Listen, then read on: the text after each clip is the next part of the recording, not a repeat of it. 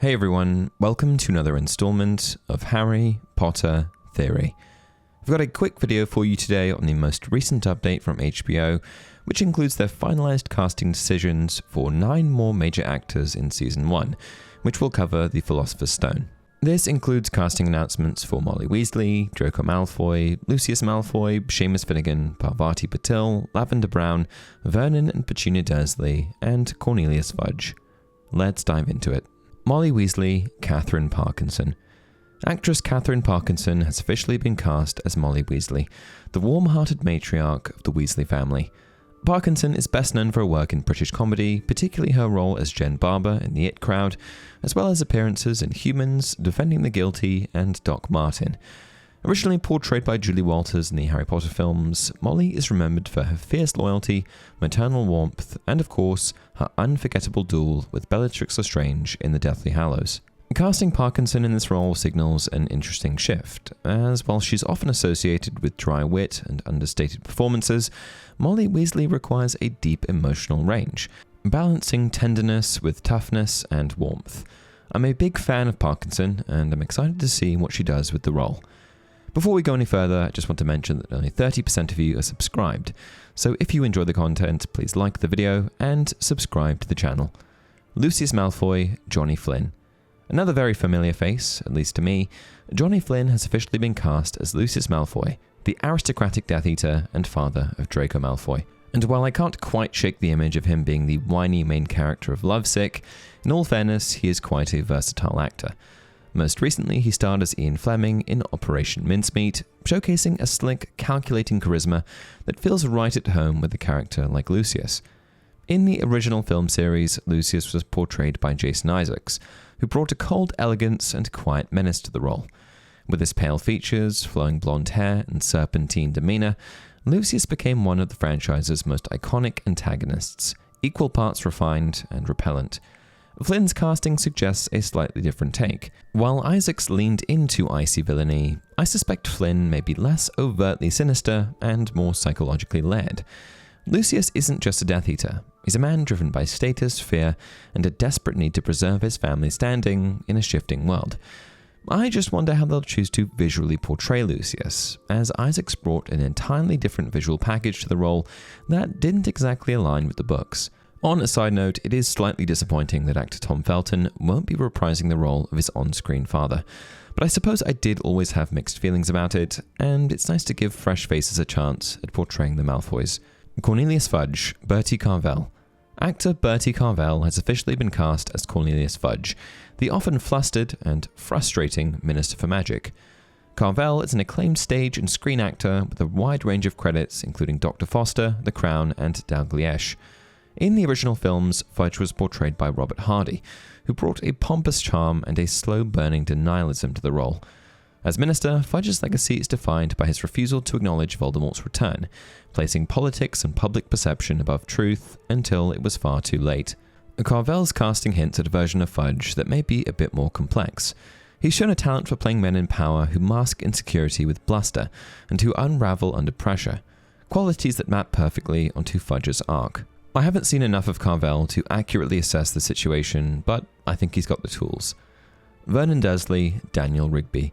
Actor Daniel Rigby has officially been cast as Vernon Dursley, the stern, no-nonsense uncle of Harry Potter. And I've got to say, besides the fact that Rigby is a lot thinner than Vernon is supposed to be, he otherwise looks quite the part. Rigby is a versatile and award-winning performer. He earned a BAFTA TV award in 2011 for portraying comic legend Eric Morecambe in Eric and Ernie, beating out Matt Smith and Benedict Cumberbatch. He's since delivered memorable turns in Black Mirror, Flowers, Big School, Undercover, and voiced the rebooted Teletubbies. In the original Harry Potter films, Vernon was brought to life by the late Richard Griffiths. His portrayal was older, buffoonish, and overwhelmingly proud.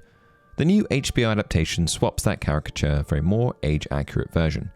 In the novels, Vernon and Petunia were in their early 30s when Harry arrived, and this shift feels more faithful to the source material, as iconic as the previous actors were. Rigby's knack for playing everyday men whose facades crack under pressure could bring a fresh depth to Vernon, someone whose petty prejudices and passive-aggressive behavior feel more grounded and ultimately more unsettling. Petunia Dursley, Belle Pie. Actress Belle Pie has officially been cast as Petunia Dursley, Harry's cold-hearted aunt. Pie is a critically acclaimed performer, nominated for a British Independent Film Award and an Independent Spirit Award for The Diary of a Teenage Girl, winner of Cannes' Trophée Chopard, and most recently seen in Masters of the Air, The Morning Show, and A Small Light.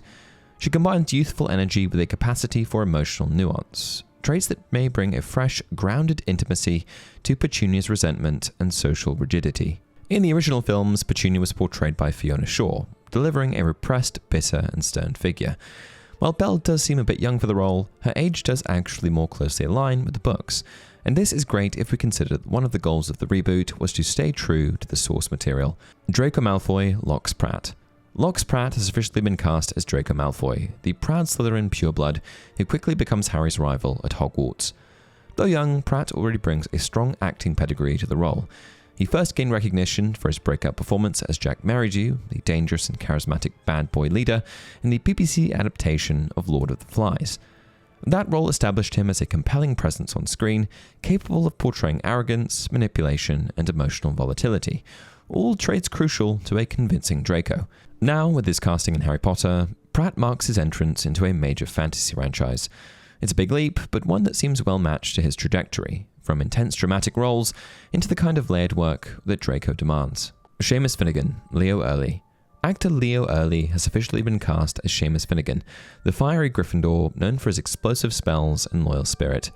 While this marks Early's first on-screen role, he's already drawing attention as a promising newcomer. Hailing from Ireland, Early brings genuine Irish warmth and authenticity to Seamus. Parvati Patil, Alicia Leone. Alicia Leone has officially been cast as Parvati Patil, Hermione's Gryffindor classmate and later Harry's Yule Ball date.